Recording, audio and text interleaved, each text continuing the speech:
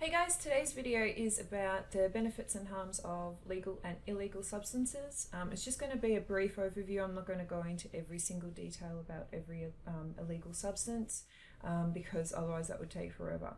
And also we'll look at methods that enhance performance.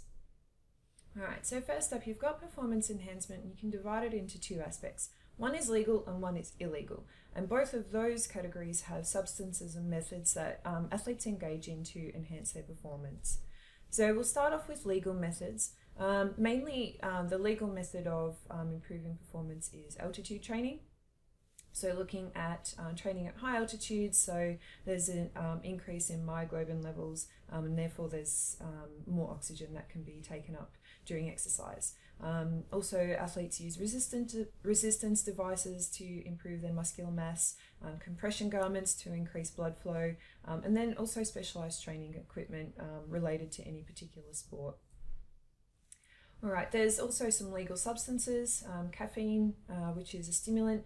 There's only a particular amount that athletes are allowed to use, so I'm sorry I can't remember how much it is, but it's thought that there's only a particular point at which caffeine will improve performance or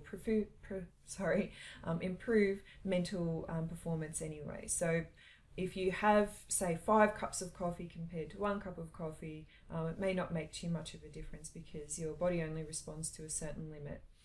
Then you've got creatine, which increases ATP regeneration. Creatine obviously is the substance that your muscles store for a particular amount of time, so the ATP-PC system will use that to its advantage, but again, there's only a certain limit that it will take up. Bicarbonate is also thought to be of some benefit to athletes in that it aids in disposal of excess hydrogen ions, so it sort of helps with the acidity in the muscles, and therefore athletes sort of use this as a recovery method. Also they'll look at vitamin and mineral supplements, particularly B vitamins and calcium and also sodium. Also sports drinks, obviously they've got the electrolytes and carbohydrates in them. Electrolyte replacement supplements, a bit similar to sports drinks. Carbohydrate gels and bars, and also liquid meal supplements. Alright, so looking at illegal methods, this is a fairly larger section than the other one, so the legal methods. So you've got a few different things that athletes sort of try and get away with. Sometimes they do, but a lot of the time they don't. So you've got a thing called blood doping. Now blood doping is when an athlete will infuse extra blood into their body just before performance, and that improves their ability to take up oxygen when they're exercising or performing. The problem with this is though it has been linked to an increase in the risk of a heart attack because you've put too much pressure on the heart. It's not used to the amount of blood that you've just put into your body, and so it can actually cause death. But I suppose athletes, you know, it's a win at all costs attitude sometimes. You've also got modified hemoglobin products. Again, they sort of mimic the functionality of blood. As soon as you insert them into the blood, they help take up more oxygen. You've got intravenous infusions, so saline or blood. Again, this is banned, but obviously it's going to improve performance by increasing the amount of blood that you have. And also something that athletes can do is tamper with samples. Although this practice has been cut down on a lot because of sort of strict observations by Asada and WADA. So sometimes the athletes will substitute urine samples, so they'll use someone else's or they'll use their own when they were drug-free, and that gives different results. And also there's something that's sort of coming through the ranks now, which is gene doping, and so athletes are actually turning to medical facilities and universities where they're manipulating their genetics to actually trigger responses in the body. So they might find a gene that triggers the production of hemoglobin and myoglobin, and so they'll try and tamper with that so they actually get more of those products released into the bloodstream, and therefore again they can take up more oxygen. So that one is a bit of an ethical issue where you don't know if you're actually messing around with the body a bit too much, but again, win at all costs. Sometimes athletes just don't care. Okay, so we'll have a look at illegal substances. This is quite a lengthy list. So the first one is you've got some substances that will mask pain.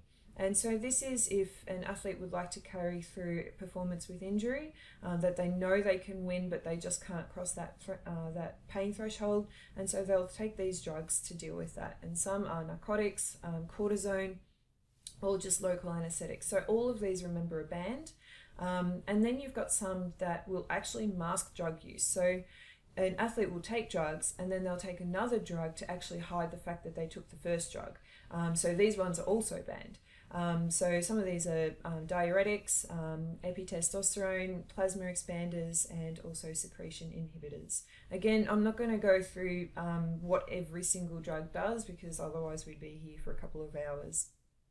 All right, so another category are drugs that increase oxygen delivery. So one is EPO, or erythropoietin, and that again sort of helps with increasing hemoglobin levels and that sort of thing. And then you've also got artificial oxygen carriers. So these are substances that act on the blood to improve performance when you're aerobically or you're doing aerobic activities such as marathons and triathlons. Then you've got some substances that will actually aid with building muscle and bone. Now, the thing is that you can't just take these drugs and they just work. You actually have to train, and then the drugs will support the training. So with building muscle and bone, one of the major ones is anabolic steroids. They're quite dangerous in the long run. Beta-2 agents, HGH, insulin, and growth factors. Now, all of these will generally improve muscle mass to a point where it's not actually natural. So sometimes bodybuilders will use these drugs to increase their muscle mass, but it ends up making them quite moody in the end. Whenever you deal with things that play around with hormones, then obviously you're going to have psychological effects as well. And then you've got drugs that will reduce your weight. So people like jockeys and gymnasts and divers will benefit from these drugs, and they are diuretics, so ones that will reduce the water weight in the body. Okay, so you've also got things that are stimulants that go a bit beyond caffeine, or quite a lot beyond caffeine. So you've got amphetamines and cocaine, and people use these to sort of keep training. Sometimes they'll get into a slump if they take the drugs, then obviously they'll be stimulated again, be able to train a lot more. And also then you've got relaxants, so beta blockers, alcohol, and cannabinoids. One athlete that would benefit from beta blockers, for example, is an archer, where it relaxes the nerves and it stops the shakes, and then that sort of guarantees a more accurate shot in the sport.